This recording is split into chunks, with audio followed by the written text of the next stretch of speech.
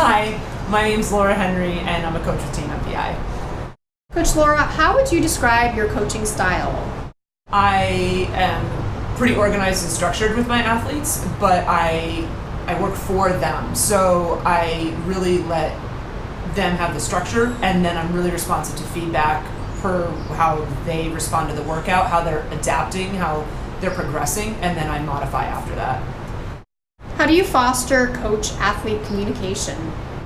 Every week when I do athlete planning workouts, I plan out an entire week block at a time. I send them an email once that's complete, asking them to review the coming week, give me some feedback, and this is after I've looked at their entire previous week of feedback and notes on their workouts. So I really strive to emphasize that since I am working for them, and in order for them to get the most out of their training and the service that they're paying me for, we really want to have good notes, solid feedback, so that I can build upon that to make them into the best athlete they can be. So how can an athlete get the most out of their coaching?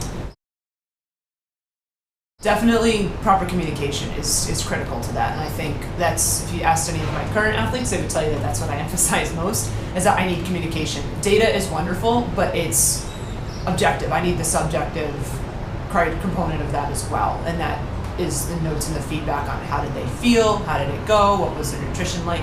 So definitely always opening that doors of communication, and as a result, my athletes do have open access communication to me via text, phone call, email, and then they can get a hold of me at any time if they have a concern. I really try to make that a very open stream of communication so that they're feeling really comfortable and that I'm not up here, I'm right here with them, working with them. We're part of the same team. So as a triathlete yourself, all the way up through iron distance, what advice would you have for your beginner triathlete self years ago?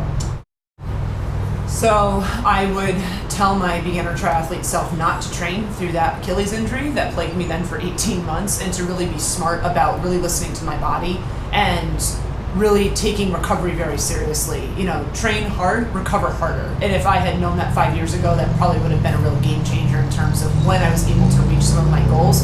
I would also tell myself to stay home on June 7th, 2012 and September 18th, 2015. Those didn't result in great results for me.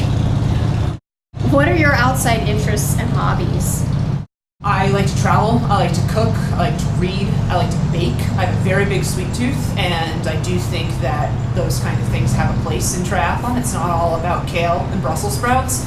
I think everybody should have a cupcake if that's what they want, so I like to make those. I really like to spend time with my family. I'm a pretty big family person. That's really important to me. Managing relationships is really important, and I think that's another thing that makes me a good coach, is that I understand that balance, and that it's triathlon or running or whatever sport a given athlete wants to partake in should enhance their life. It shouldn't detract from it. So it should be a complement to their family life, their friends' life, hopefully making them a better wife, husband, sister, whatever their role is for people in their life. It should enhance that.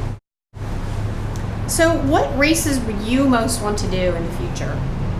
I'm really lucky. I've already knocked a few of my bucket list races off of that bucket list, but I would really like to do the Leadville 100 mountain bike race if I can qualify someday. I would also really like to do the Inca Trail Marathon.